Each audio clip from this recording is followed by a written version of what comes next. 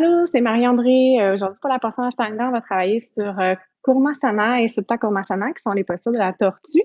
C'est les postures dans la première série, dans le milieu, qui viennent juste après Bhuja Pindasana. Donc, on est toujours vraiment dans le pic de la série, les postures qui sont un petit peu plus complexes. Donc, après Bhuja Pindasana, on fait un vinyasa, puis on se retrouve en chien tête en bas. On va partir de chien tête en bas. Je vais vous montrer les différentes façons d'aller entrer dans la posture. Donc,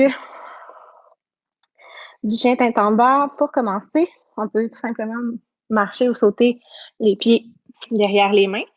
Puis ensuite, on va aller s'asseoir sur le tapis en mettant les pieds derrière. Et puis, on va aller s'allonger vers l'avant. Donc, première façon de rentrer dans la posture. Deuxième façon, ça serait peut-être de sauter les pieds autour des mains, donc un petit peu plus loin vers l'avant. Donc, à ce moment-là, on monte sur la pointe des pieds et des genoux. Puis ensuite, on va sauter les pieds directement devant les mains. Et même chose, on va aller s'asseoir pour se retrouver sur le tapis.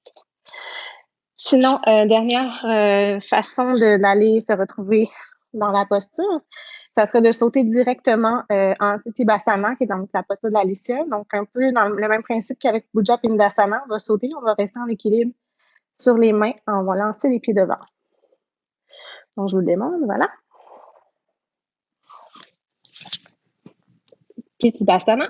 Et ensuite, doucement, on va aller s'installer sur le tapis. Donc, pour la posture de la tortue, en fait, ce qui est important, c'est d'aller porter le plus possible les coudes sous les genoux pour commencer. On va allonger les bras de chaque côté. Et puis ensuite, pour aller allonger les pieds, on peut aller donc plier.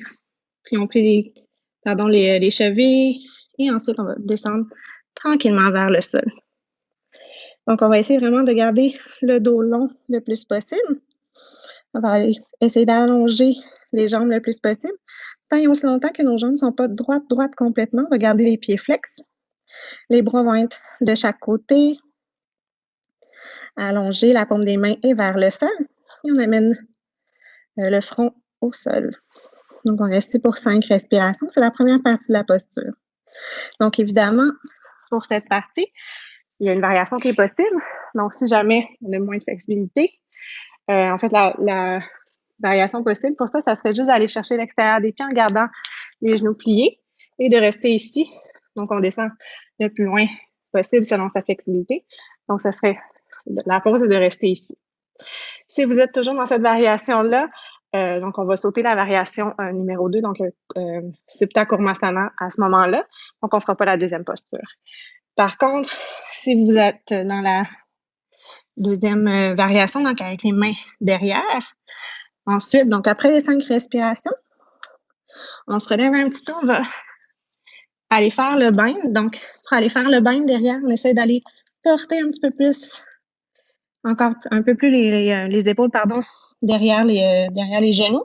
Et puis, on va aller plier les coudes. On fait une rotation interne avec les épaules. On plie les coudes et on va aller faire le bind. Un coup que le bind est fait, toujours la chose la plus importante à faire en premier, on peut aller rapprocher les chevilles une de l'autre pour éventuellement les croiser une par-dessus l'autre. Si on croise, on va croiser toujours la jambe droite par-dessus la jambe gauche. Bon, moi je me rends pas encore à croiser mes jambes, mais bon, donc ça serait ce que la posture finale aurait l'air en Supta Kurmasana. Donc, et voilà. Donc, ensuite, pour sortir de la posture, on va défaire le bind. On amène les mains sous les épaules. On va repousser le sol. Et ensuite, quand on est relevé, on pousse dans les mains, on va soulever les fesses. Titibhasana, on allonge les jambes. Et à l'expire, on ramène les genoux derrière en Bakasana. Et de Bakasana, on va dans son vinyasa. Chien tête en haut. Et on expire, chien tête en bas. Bien évidemment, pour sortir de la posture, je vous ai montré la transition finale, donc de la posture complète. Si jamais, donc c'est pas accessible, vous pouvez tout simplement vous relever, aller faire un jump back derrière et faire un vinyasa. Donc, on n'est pas nécessairement obligé de passer par Bakasana pour sortir de la posture. Alors voilà pour Supta Kurmasana et Kurmasana.